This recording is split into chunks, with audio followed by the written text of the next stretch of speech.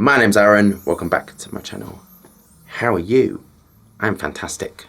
Today I'm viewing Giorgio Armani Code, Eau de Parfum 60ml. This is £60, 35p for 60ml. Where did they get that 35p from? I don't know if anyone else wants that. Yes, anyway. Top notes are mandarin, cardamom, apple. The heart notes are lavender, orange blossom, nutmeg. The base notes are leather, woody amber accord, strax, and tonka bean. Do we have our fragrance samples? Are we engaged with our higher self? Let's get testing.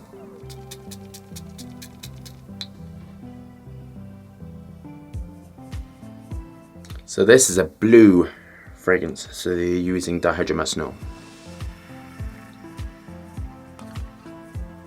Coumarin, built around sort of ITV Super, dihydromercenol, linalool acetates, ambroxan, musk, cinnamon, alcohol, geraniol.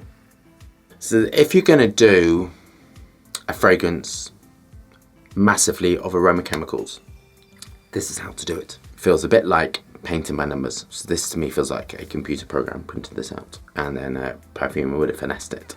So that sort of feels. The musks are really good. The musk is a musk that smells like hot iron, and then the other musk is called Appleide or something. I don't know. When I say these compounds, it's the first time I say it. It's always in my head, so the dyslexic brain sort of gets a little bit miswired. So Appleide, Appetite's a drink, isn't it? Appleide, I think. I don't know.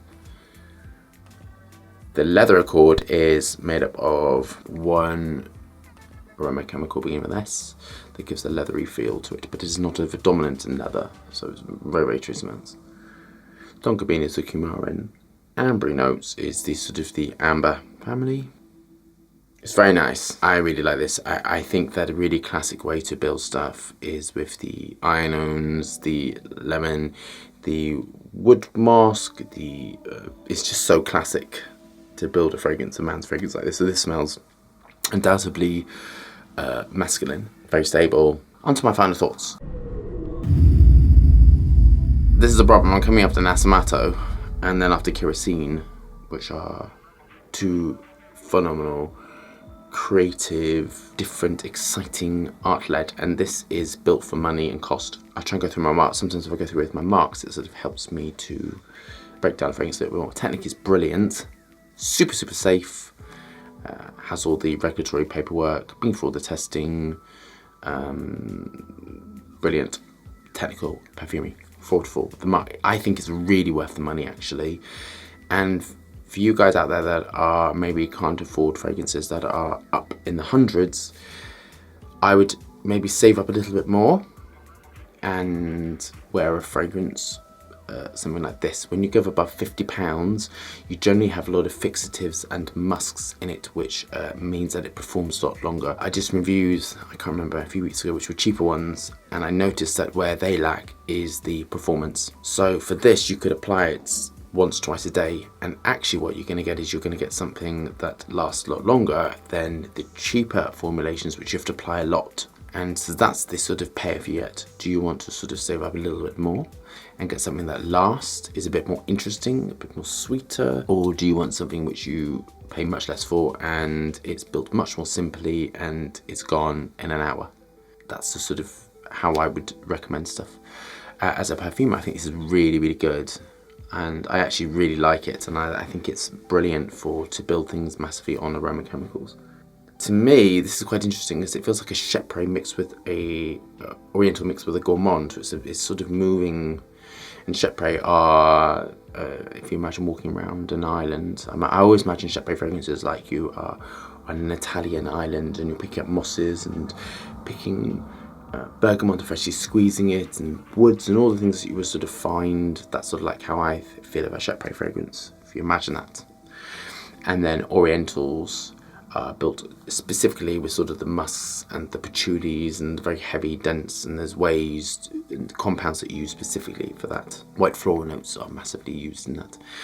And then you have gourmands, which are sort of food-based fragrances, and this is moving between all three because it's combining notes which are all three. The lavender mixed with the ambers, mixed with the tonka bean, mixed with the, you know, the musks and things. It's sort of moving between all three. So this is, I think, really good if it sits between a lot of people could like this one. That's what I'm trying to say.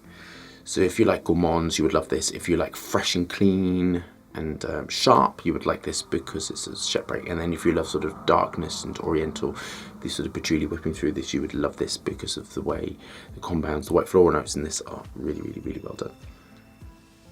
I think it's really, really good actually. And the more I'm smelling it, the more I'm liking it.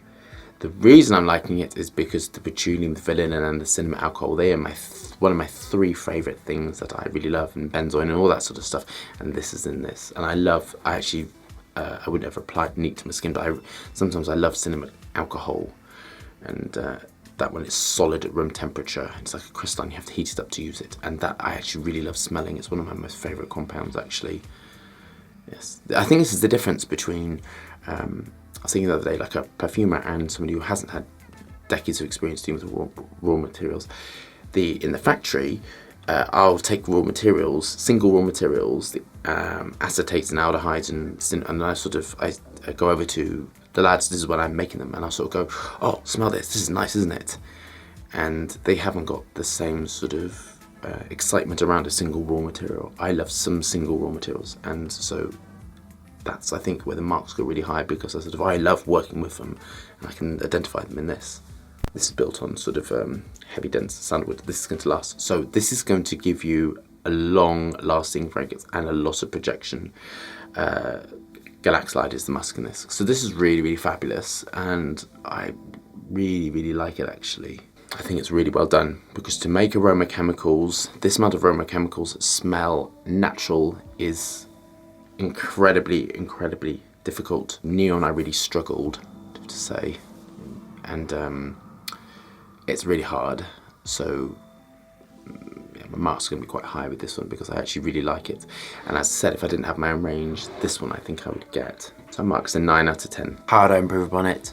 I'd add more naturals. That's just what I would do. I think this is really, really brilliant. I love the sweetness. So I love sweet, dark, heavy fragrances. This is suitable for all skin types and all ages. This smells particularly youthful, and it smells very sexy as well. It's a very sexy fragrance. I mean, I would think this would be a really good signature scent. So I think this is something where if you're looking for a signature scent that's really good value for money, I think this is it, and I would sort of encourage you to look at this one. It's going to get a 9 out of 10. I think it's really, really phenomenal.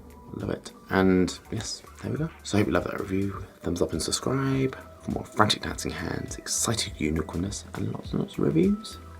And I'll see you soon for a fragrance review.